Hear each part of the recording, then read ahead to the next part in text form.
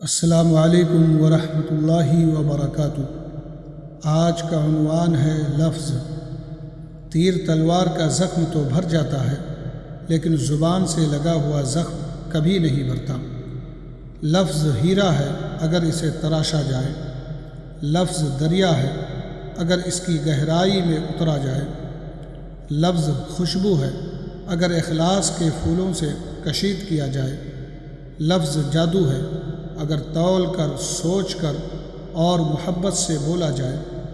لفظ جو زبان پر آتا ہے تو اپنی منزل خود بنا لیتا ہے، اور جب خنجر بن جائے تو دل کی گہرائی تک اتر جاتا ہے۔ لفظ محبت کو عزت کی بلندیوں تک پہنچا دیتا ہے، لفظ سوئے ہوئے احساسات کو بیدار کرتا ہے، جذبات کو زندگی بخشتا ہے، امید کو پروان چڑھاتا ہے، اور ٹوٹے ہوئے دلوں میں حوصلے کی شمع روشن کر دیتا ہے۔ کبھی لفظ ادھورا محسوس ہوتا ہے، کبھی اپنا ہو کر بھی اجنبی لگتا ہے، لیکن ہر لفظ اپنے اندر ایک پوری دنیا سموئے ہوتا ہے۔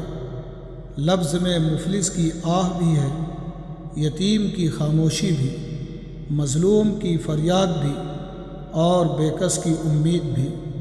لفظ خواب بھی ہے اور خواب کی تعبیر بھی، لفظ امکان بھی ہے اور روشن مستقبل کی تصویر بھی، لفظ فکر کی تعمیر ہے، شعور کی بیداری ہے، علم کی روشنی ہے اور تحقیق کی منزل بھی۔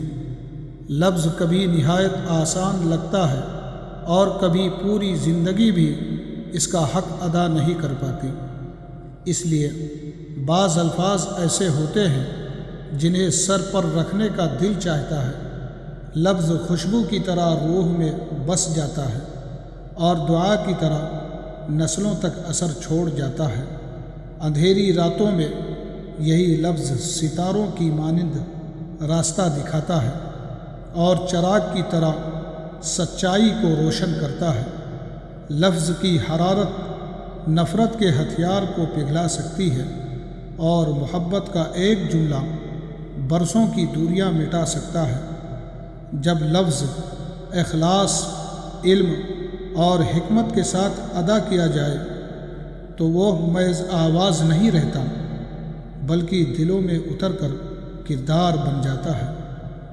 زمانے بدلتے رہیں گے، نسلیں آتی جاتی رہیں گی، مگر لفظوں کا سفر کبھی ختم نہیں ہوگا، کیونکہ انسان مٹ جاتا ہے لیکن اس کے اچھے الفاظ صدیوں تک زندہ رہتے ہیں۔